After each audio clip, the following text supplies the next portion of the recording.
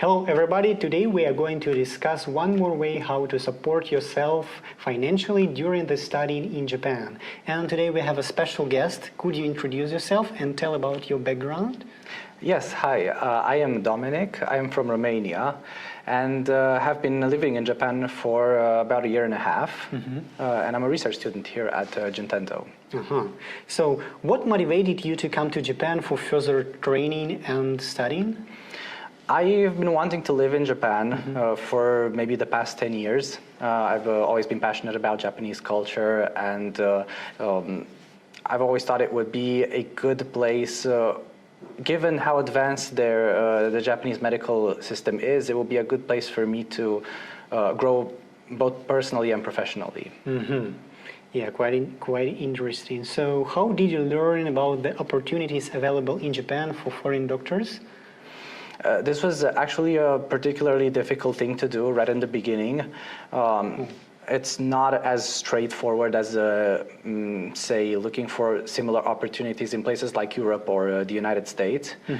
I actually had a bit of help from some people in Japan when trying to find such a program.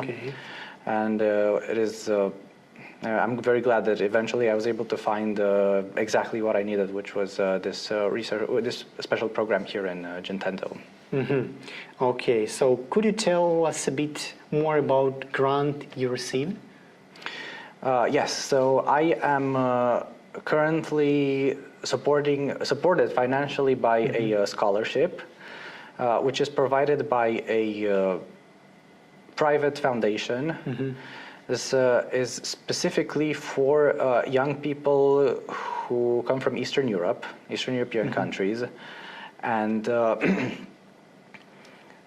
what makes it special is that it is very flexible. So it adapts to what your needs are, which is particularly important for someone who wants to undergo this training that is needed in order to become a doctor in Japan, which is a bit different from, say, a regular university program, which is why it was particularly helpful that I found this scholarship, and it has provided everything that I've needed up until this point. So actually, how did you find this program? Was it difficult to find it? Actually, I had a recommendation from a friend who heard about it online, and knowing that I was interested in becoming a doctor in Japan, thought that this is exactly what I needed, and he was right. It was indeed just the perfect scholarship for me. Yeah, great friends. Yeah, what kind of support did the grant provide? Did it cover some tuition fee, living expenses? Actually, all of them.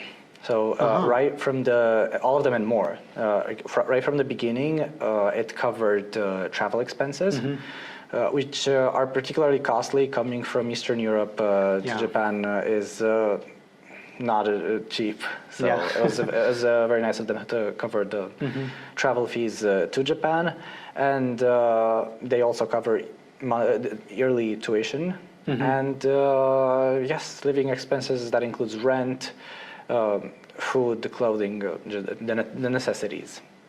So basically all you need in Japan, they cover everything. As long as it is necessary or required for my educational activities, yes. Yeah, that's great, because you can focus on studying and not thinking about financial stability in Japan. Yeah, exactly. That's great. And I also want to mention here that this particular scholarship also helped me with, as I said before, finding this Gintendo program that I'm currently part of, and any sort of other information that I needed regarding living in Japan. So they've just been very, very helpful. Oh, that's nice. Yeah, so can you walk us through the application process for those grants, and what kind of steps did you have to take? Right in the beginning, I had to write them a letter describing what my field was, what I was interested in doing in Japan, and what that would entail. Although when I sent them the original application, I really didn't have a very good idea of what this would be.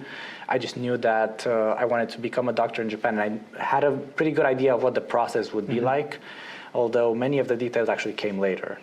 After sending them the initial application, I also had to make a video, pretty much describing it in more detail and just speaking about my background as well, just giving them as much information as possible. And one thing that I especially try my best to make them understand is what the impact of my being in Japan would, what impact it would have on not just my own professional development, but also what benefit it would serve my country back home, because this is actually a very important thing to me, that the experience that I gain here in Japan will have some benefit in the future for medicine in my home country. Oh yeah, so basically, yeah, probably your advices can be helpful for those who want to apply for it. Yeah. So were any obstacles and challenges while applying for this grant? One major obstacle I had right in the beginning was, as I said, the fact that I didn't have a good idea of where I was going specifically in Japan. At the beginning, I thought I would probably be involved in some sort of a volunteer program in a hospital that would give me some experience, although this would have been clearly not enough for studying for the exams that I would need to take further on. So this was a major obstacle, not knowing where specifically what program I would attend in Japan, which is why it was very helpful that they came through and found this Jutendo program for me. So could you give some advices for foreign doctors who are looking for some application for grants or scholarship to study in Japan? Well, the first really important milestone that everyone needs to go through is getting the JLPT N1. This is a requirement for most grants. And of course, if you are interested in becoming a doctor in Japan as a foreign doctor, you will have to have a very good knowledge of Japanese. And this is actually very important when looking for a grant, not just because it's a condition, but because most grants actually don't have their websites in English.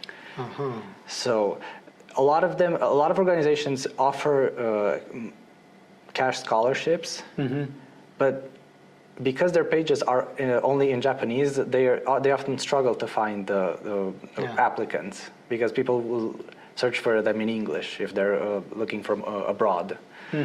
So searching in Japanese, you actually might find a lot more scholarships or a lot more organizations that will support you financially. Yeah, thank you. That's really nice advice. Yeah.